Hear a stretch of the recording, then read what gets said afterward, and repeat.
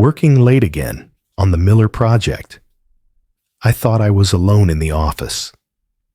The fluorescent lights hummed overhead as I clicked through spreadsheets, double-checking every number for tomorrow's presentation. That's when I heard voices drifting from the corner office. My boss, Michael Davis, and CEO James Wilson. "Once she delivers, we'll let her go," Michael whispered, but his voice carried in the empty hallway. The CEO's laugh made my blood run cold. "After she saves us that $12.4 million contract, of course." I closed my laptop slowly, my hands trembling. 8 years of dedication, of missing family dinners, of being the first one in and last one out. And this is how it ends? I sat there in the dark, listening to them plan my professional execution, like I was nothing more than a disposable tool. But here's what they didn't know about me. I don't break. I bend, I adapt, and I strategize. 2 weeks later, their entire world would come crashing down, and I'd be the one holding the sledgehammer. Hi, I'm Rachel Thompson, and this is the story of how my loyalty was rewarded with betrayal, and how I made them pay for every single lie. How many of you have sacrificed everything for bosses who see you as expendable? Tonight, you'll learn why sometimes the best revenge isn't getting mad, it's getting even. I'd been the perfect employee for 8 years at Meridian Consulting. Senior project manager, with a spotless record. The person they called when impossible deadlines needed to be met.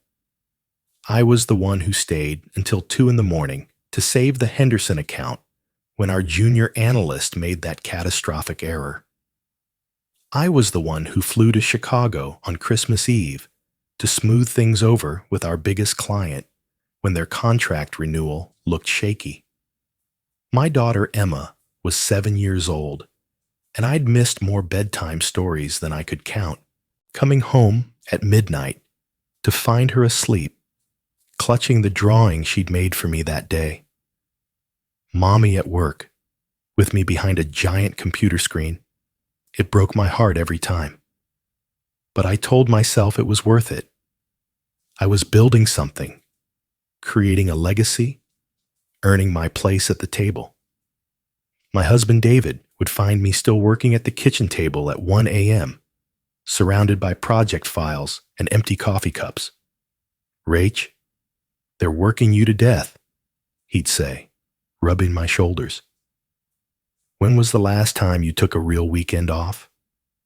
I'd brush off his concerns. "Once Miller closes, things will calm down, I'd promise." The Miller Corporation project was our biggest potential contract ever, a complete digital transformation worth $12.4 million over 3 years. Landing this would secure not just my position, but my promotion to vice president. At least, that's what Michael had promised. "Rachel's our secret weapon," he'd tell clients. "She makes the impossible happen." I lived for that recognition. I thrived on being indispensable. The Miller project consumed my life for 6 months. I built relationships with their entire tech team, learned their legacy systems inside and out, and crafted a proposal so detailed it read like a love letter to efficiency. I even found a critical vulnerability in their current setup that could save them hundreds of thousands in potential security breaches.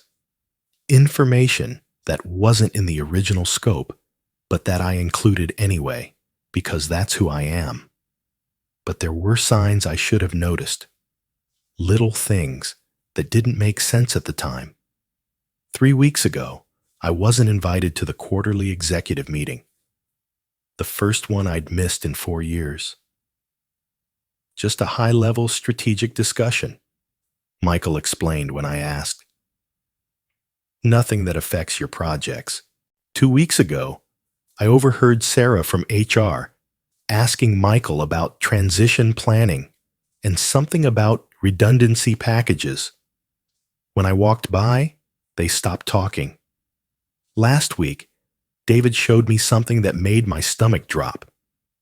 He'd been browsing LinkedIn during his lunch break when he saw my profile. Not the one I maintained, but a duplicate someone had created and posted to job boards, complete with my photo, my experience, and a note that I was seeking new opportunities. "Did you post this?" he asked, showing me his phone. I stared at the screen in confusion. I have no idea where this came from. That night, I barely slept. Why would someone create a fake profile for me? Who had access to my professional photos and detailed work history? The pieces didn't fit together, but they formed a picture I didn't want to see. Then came that Tuesday night, October 15th. The night everything changed. I was staying late to finish the Miller presentation, adding those final touches that would make the difference between a good proposal and an irresistible one. The office was empty except for security, or so I thought. That's when I heard the voices from Michael's corner office. At first, I couldn't make out the words, but as I moved closer to refill my water bottle, their conversation became crystal clear. "The Miller presentation is flawless," Michael was saying. "Rachel really outdid herself this time." "She always does," James Wilson's voice replied. "That's exactly why the timing works perfectly. Once she delivers the contract, we eliminate the position. Clean and simple." My feet froze to the floor. "Eliminate the position?" "Restructuring," James continued with a chuckle. "We'll say the role became redundant after successful project completion. She's saving us $12.4 million. Then she's gone." Beautiful irony. "What about the knowledge transfer?" Michael asked. "We'll have 2 weeks to extract everything we need. Besides, once Miller signs, the relationship is established. We can handle the implementation with junior staff at a fraction of the cost." I pressed myself against the wall, my heart hammering so loud I was sure they'd hear it. 8 years of my life, and they were discussing my termination like a routine business transaction. "The board loves the cost savings," James went on. "Eliminating a senior salary right after closing our biggest deal? It's going to look brilliant in the quarterly report. And if she suspects anything, she won't. Rachel's too dedicated, too focused on doing the right thing. She'll work herself to death to make this perfect, then thank us for the opportunity when we let her go." They laughed. Actually laughed at my dedication, my loyalty, my blind trust in their integrity.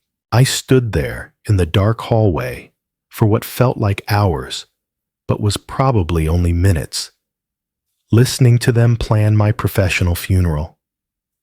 Every late night, every missed dinner with my family, every time I'd chosen this company over my own well-being, it all crystallized into one burning realization. They had never seen me as indispensable. I was just expensive. But as I walked back to my desk on unsteady legs, something shifted inside me. The hurt was still there, sharp and raw, but underneath it grew something else, something calculating and cold. They thought they knew Rachel Thompson? They thought I'd just roll over and accept this betrayal quietly. They were about to learn just how wrong they could be. I sat down at my computer and continued working on the Miller presentation as if nothing had happened. But inside my head, a completely different kind of planning had begun. You see, there's something Michael and James didn't realize in their smug conversation. The Miller project wasn't just my creation. It was built on relationships I'd cultivated, systems I'd designed, and dependencies only I fully understood. They thought they could extract my knowledge in 2 weeks and send me packing. They had no idea what they were dealing with. I opened a new document and began typing. Not the Miller presentation. That was already perfect. This was something else entirely. A different kind of plan. A contingency they'd never see coming. If they wanted to play games with my career, my livelihood, my family's security, then we'd play. But we'd play by my rules. The next morning, I arrived at the office with my biggest smile and my best performance. "Good morning, Michael," I called out cheerfully as I passed his office. "Ready to make history with Miller?" He looked up from his computer, and for just a moment, I swear I saw guilt flash across his face. But it was quickly replaced by his practiced corporate smile. "That's what I love about you, Rachel. Always focused on the win." If only he knew how focused I really was. I spent the next week playing my part perfectly. The dedicated employee, working tirelessly to secure the deal that would supposedly make my career. I attended every meeting, answered every question, and polished every detail of the Miller proposal until it gleamed. But I was also doing something else. Something they'd never expect from loyal, trusting Rachel Thompson. I was building my insurance policy. You see, in 8 years at Meridian, I'd learned more than just project management. I'd learned how the company really worked, where the vulnerabilities were, and most importantly, who held the real power in our industry relationships. Take the Miller contract, for example. James and Michael assumed that once the deal was signed, the client relationship would transfer seamlessly to whoever replaced me. What they didn't realize was that Miller's CTO, Patricia Chen, and I had developed a professional friendship that went far beyond the contract. She trusted me personally, not just the company I represented. 3 days after overhearing their conversation, I had lunch with Patricia under the guise of finalizing implementation details. "Rachel, I have to tell you," she said over salads at the downtown bistro we'd met at dozens of times, "you're the reason we're moving forward with Meridian. Your attention to detail, your understanding of our systems, it's exactly what we need." "I appreciate that, Patricia. Can I ask you something, though? Hypothetically speaking, if I weren't available for the implementation phase, how would that affect Miller's comfort level with the project?" She paused, her fork halfway to her mouth. "What do you mean, not available?" "Oh, just thinking about succession planning, contingencies, that sort of thing." Patricia set down her fork entirely. "Rachel, if you're not managing this implementation, we need to have a serious conversation. This isn't just about the technical work, it's about trust. Miller Corp doesn't do business with companies. We do business with people. And right now, that person is you." I smiled and changed the subject, but the message was clear. Miller wasn't just signing with Meridian Consulting, they were signing with me. That afternoon, I made 3 more strategic moves. First, I created a comprehensive backup of every project file, client communication, and proprietary process I'd developed over 8 years. Not just Miller, everything. 8 years of institutional knowledge, relationships, and trade secrets, all securely stored on an external drive that would be going home with me that very night. Second, I reached out to 3 former colleagues who'd left Meridian to start their own consulting firms. Casual catch-up calls, I told them, just seeing how the independent life was treating them. By the end of those conversations, I had standing offers for collaboration and partnership whenever I was ready. Third, and most importantly, I scheduled a meeting with Sarah Martinez, our head of legal. Under the pretense of reviewing contract language for Miller. "Sarah, I want to make sure I understand the intellectual property clauses correctly," I said, sliding the contract across her desk. "If someone were to leave the company after developing these processes, what exactly remains proprietary to Meridian versus general industry knowledge?" Sarah, who'd always liked me, took her time explaining the nuances. What she didn't realize was that she was giving me a master class in exactly what I could and couldn't take with me when I left. By Friday of that week, I was ready. Monday morning would bring the Miller presentation. By Wednesday, we'd have their signature on a $12.4 million contract. And by Friday, Michael and James would execute their little termination plan. But Tuesday evening, I'd execute mine. I went home that Friday night and did something I hadn't done in months. I had dinner with my family, real dinner, at the table with my phone in the other room. "Mommy, you're smiling different," Emma observed, tilting her head the way kids do when they notice something adults think they're hiding. "How do you mean, sweetheart?"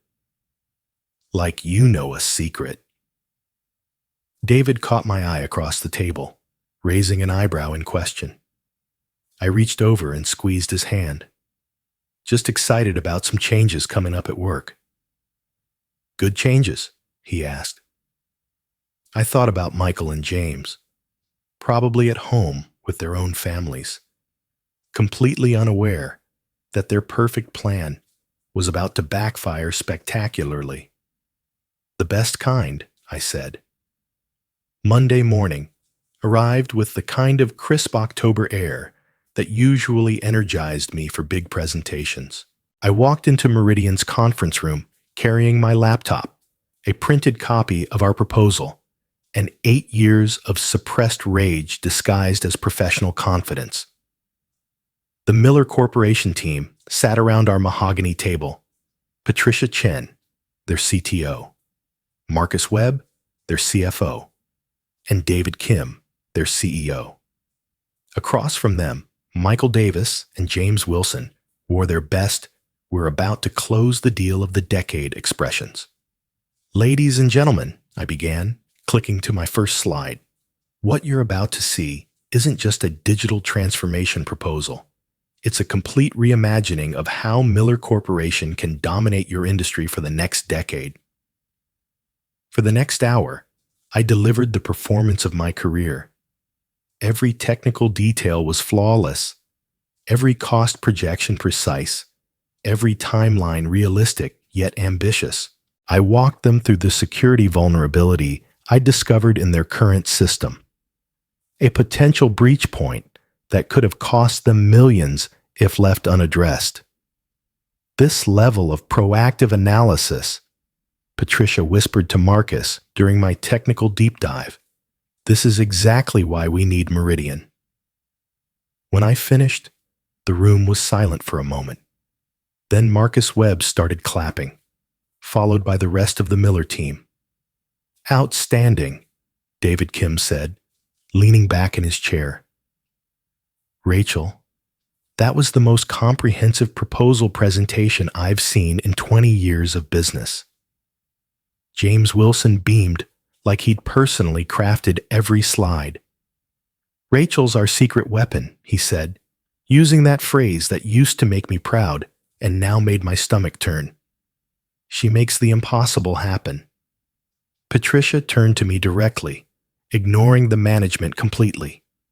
"Rachel, I need your personal assurance that you'll be managing this implementation from start to finish. This level of detail, this understanding of our systems, it's not something that can be easily transferred." I felt Michael and James tense slightly. This wasn't part of their script. "Patricia," I said with my most professional smile, "I'm committed to seeing this project through to successful completion." Technically true, just not in the way she assumed. By Wednesday afternoon, we had signatures. $12.4 million, the largest contract in Meridian's history. The office buzzed with celebration energy. James sent out a company-wide email praising the exceptional teamwork that made the deal possible. That evening, there was champagne in the break room. Colleagues who rarely spoke to me were suddenly my best friends, congratulating me on my amazing work. Michael gave a little speech about how this contract would secure Meridian's future for years to come. And we couldn't have done it without our star project manager, he said, raising his glass toward me. Rachel Thompson, ladies and gentlemen. Everyone applauded. I smiled graciously and took a small sip of champagne, wondering if this was how Julius Caesar felt during the Senate meeting right before the stabbing started. That night, I stayed late again, but not to work on Miller implementation plans. Instead, I made a series of very important phone calls from my car in the parking garage, where building security cameras couldn't record audio. The first call was to Patricia Chen. Patricia, it's Rachel. I hope I'm not calling too late. Never too late for you, Rachel. What's on your mind? I wanted to discuss something confidential about the implementation timeline. Could we meet for coffee tomorrow morning? Just the two of us? The second call was to my friend Jennifer Walsh, who'd left Meridian 2 years ago to start her own consulting firm. Jen, remember that conversation we had about partnership opportunities? I think I'm ready to have that discussion. The third call was to David. Honey, can you take Friday off work? I might need some moral support for something important. Thursday morning, I met Patricia at our usual bistro. She ordered her regular green tea. I stuck with black coffee. I was going to need the caffeine. Patricia, I need to share something with you that could significantly impact the Miller implementation. Her expression grew serious. What kind of impact? There's going to be a major personnel change at Meridian very soon. I can't share all the details yet, but I wanted you to know that your concerns about project continuity yesterday were more prescient than you realized. Are you leaving the company? Let's just say that circumstances are developing that might require some creative solutions to ensure Miller gets the level of service you're expecting. Patricia set down her teacup with a sharp clink. Rachel, speak plainly. What's happening? What I can tell you is this. If you want me personally managing this implementation, we need to discuss alternative arrangements soon. What kind of alternative arrangements? The kind where you get the same Rachel Thompson expertise, but through a different corporate structure. She was quiet for a long moment, processing the implications. Finally, if Meridian can't provide the level of service Miller requires, we have contractual options for consultant replacement. Is that the kind of alternative you're thinking about? That's exactly the kind of alternative I'm thinking about. How soon do we need to make this decision? I checked my watch. It was 9:47 a.m. on Thursday. In approximately 26 hours, Michael and James would be calling me into that conference room to deliver their rehearsed termination speech. Very soon, I said. Friday morning arrived gray and drizzly, matching my mood perfectly. I dressed carefully. My best navy blue suit, the one I'd worn to every major presentation for the past 3 years. If this was going to be my last day at Meridian, I was going out looking like the professional I'd always been. At 10:30 a.m., my phone buzzed with a meeting request from Michael. Conference room B, 11 a.m. Please bring the Miller transition files. Transition files? They weren't even trying to be subtle anymore. I gathered everything they'd asked for and walked to conference room B at exactly 11 a.m. Michael and James were already there, along with Sarah Martinez from HR, the corporate termination trinity. "Rachel, please sit down," Michael said, his voice carrying that careful neutrality HR probably coached him to use. I sat, placing my folder neatly on the table, my hands folded, my expression pleasantly curious. "What can I help you with today?" "Rachel," James began, "we want to start by acknowledging your incredible contribution to the Miller success. Your work has been truly exceptional." Here it comes, I thought. "However," Michael continued, "with the Miller contract now secured, we've been conducting a strategic review of our organizational structure. We've made the difficult decision to eliminate some redundant positions," James added. "Unfortunately, your role as senior project manager is one of those positions." I blinked twice, letting the appropriate amount of shock register on my face. "I'm sorry, I don't understand. Eliminate my position?" "It's nothing personal." Sarah jumped in with her practiced HR voice. "This is purely a business decision based on operational efficiency analysis." "But what about Miller implementation, the contract we just signed?" "We have complete confidence in our ability to manage the implementation with our existing team structure," Michael said. "You've documented everything beautifully." I sat back in my chair, letting them see the hurt and confusion I knew they expected. After 8 years, after Miller, I honestly don't know what to say. "We understand this comes as a shock," James said, leaning forward with fake sympathy. "That's why we're offering a generous severance package. 6 months' salary plus extended health benefits." 6 months. They thought 6 months of salary would make up for 8 years of loyalty and the career bomb they were detonating under my life.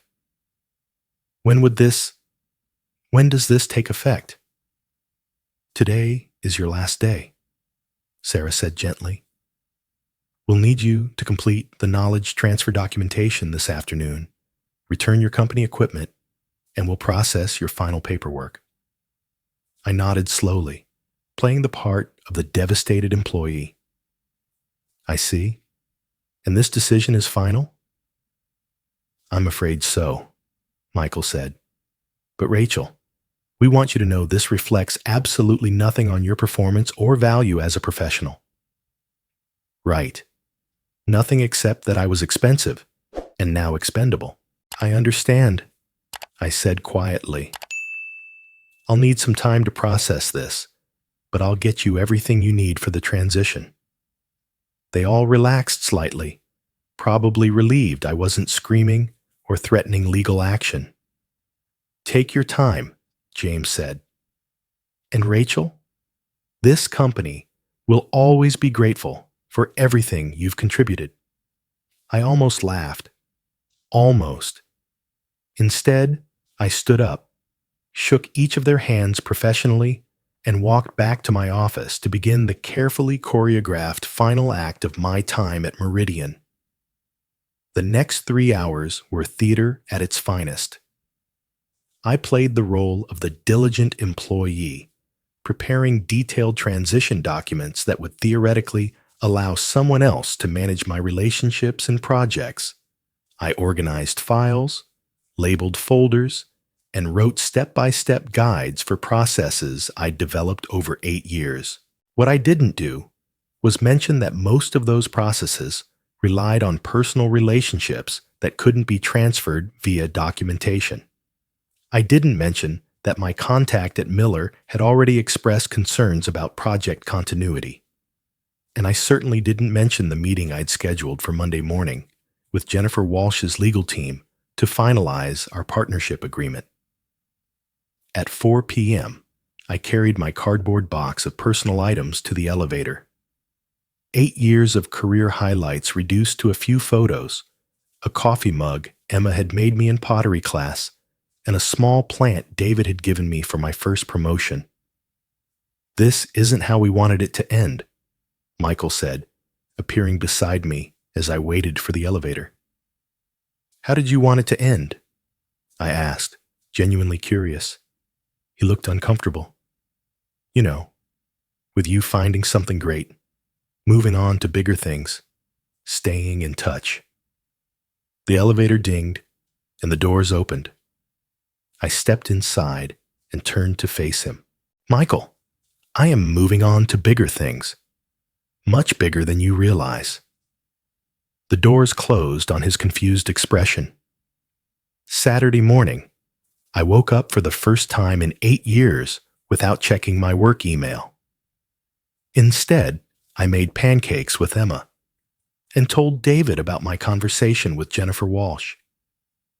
So you're really going to start your own firm? He asked, flipping a pancake with more force than necessary. Partnership, actually.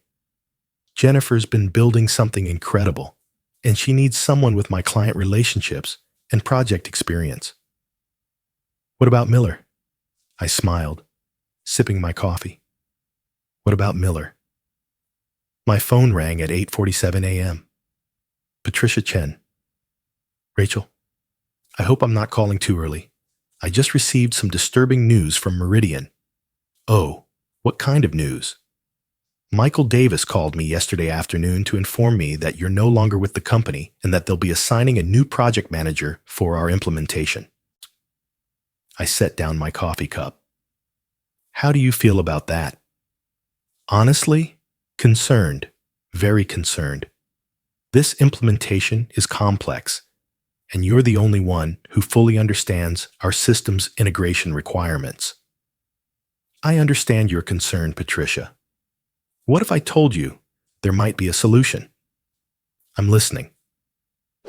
Miller has a 30-day window to request consultant changes if you're not satisfied with the assigned project management. It's in Section 12 of your contract. There was a pause. And you happen to know this because I helped write that contract. Patricia, I'm calling an emergency partnership meeting with Jennifer Walsh for this afternoon.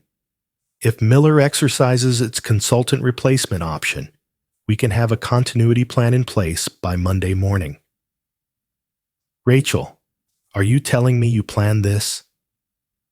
I'm telling you that I believe in being prepared for all contingencies.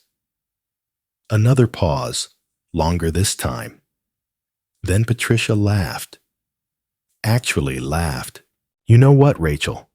I think Miller Corporation is about to have a very productive conversation with our legal team about consultant replacement options. I think that's a very wise decision. Sunday afternoon, I was in Jennifer's home office, signing partnership papers and discussing our Monday morning strategy. Jennifer Walsh Consulting was about to become Walsh Thompson Strategic Solutions, and our first client was going to be worth $12.4 million. I have to ask, Jennifer said, as we reviewed the Miller contract terms, how long have you been planning this? Honestly, about 10 minutes after I overheard them planning to fire me. And you're absolutely certain Miller will make the switch? Patricia Chen doesn't make decisions lightly.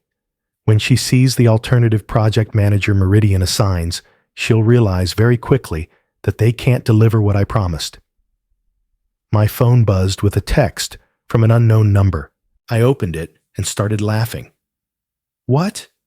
Jennifer asked. I showed her the message. Rachel, this is Michael Davis. We need to talk. Emergency at Miller. Please call ASAP. How fast do you think they figured it out? Jennifer asked. I checked the timestamp on the message. It was sent at 3:47 p.m. on Sunday. Faster than I expected, actually, but not fast enough.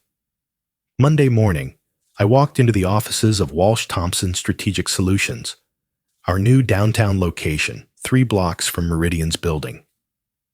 At 9 a.m., I had a conference call with Miller Corporation's legal team. At 10 a.m., I had a very different kind of meeting with my former employers. The call with Miller was delightfully straightforward.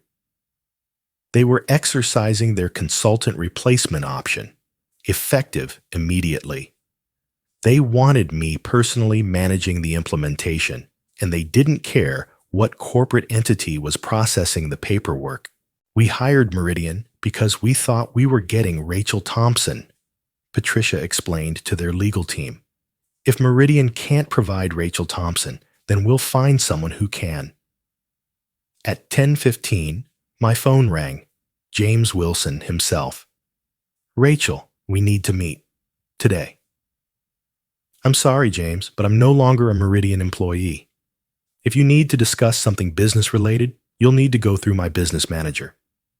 Your business manager? Jennifer Walsh. I'm sure you remember her.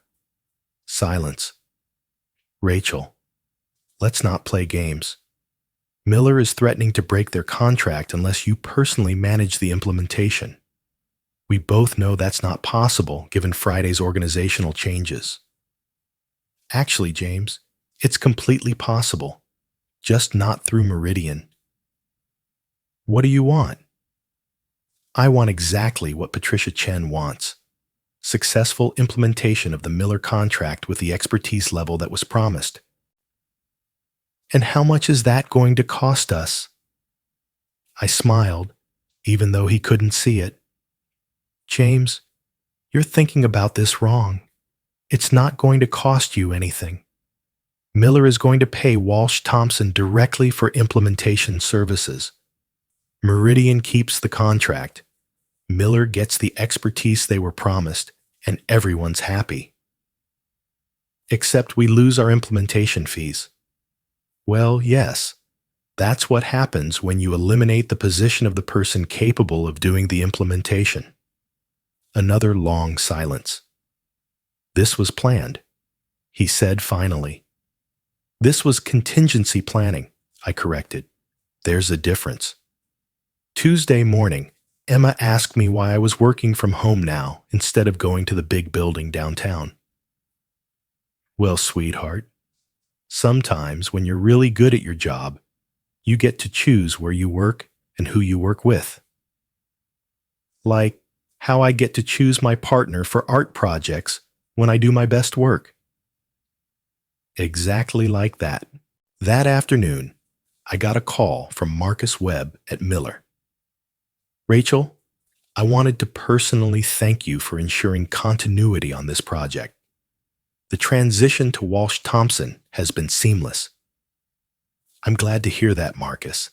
Seamless transitions are exactly what we specialize in. I also wanted you to know that Patricia has been singing your praises to some of our partner companies. I suspect you're going to be getting some interesting phone calls in the coming weeks. That's very kind of her to recommend us. Us? Walsh Thompson Strategic Solutions. We're a full-service consulting firm now, Marcus. Miller was just the beginning. By Thursday, we'd received 3 new client inquiries, all referrals from Miller Corporation contacts. By the following Monday, Jennifer and I were interviewing candidates for our first 2 new hires. I have to admit, Jennifer said over coffee in our new conference room, when you called me 3 weeks ago, I never imagined it would scale this quickly. Funny thing about client relationships, I said, watching the morning traffic flow past our windows. When they're built on trust and competence instead of corporate hierarchy, they tend to follow the person, not the company. Any regrets about leaving Meridian? I thought about Michael and James, probably sitting in meetings trying to figure out how their perfect plan had backfired so spectacularly.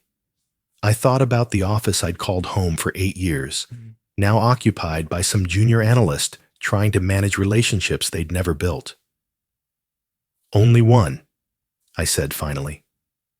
What's that? I regret not doing this sooner. 3 months later, Walsh Thompson Strategic Solutions had 12 employees and a client roster that would have made Meridian's partners weep with envy. Emma had a mom who picked her up from school every day. David had a wife who didn't disappear into her laptop after dinner. And somewhere across town, Michael Davis and James Wilson were learning the most expensive lesson of their careers. Loyalty might be a quaint old-fashioned concept, but betraying it comes with a price tag they never calculated. The Miller implementation was completed 2 weeks ahead of schedule and 30% under budget. Patricia Chen sent me a bottle of champagne with a note. To Rachel Thompson, the best business decision we ever made. I raised a glass to my reflection in our conference room window that evening. 8 years of building someone else's empire, and all it took was one overheard conversation to teach me the most valuable lesson of my career. Sometimes the best way to build your future is to let toxic people destroy their own.